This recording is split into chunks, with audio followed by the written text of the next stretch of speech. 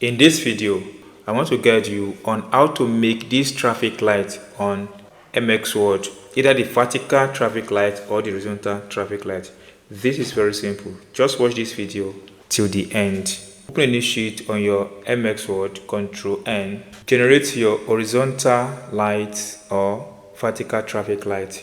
This is very simple. Now that you've written horizontal traffic light on your keyboard, type 1F6A5. Then combine Alt plus X key. It's going to give you this. You've been able to generate horizontal traffic light. To do same for the vertical traffic light is very simple as well.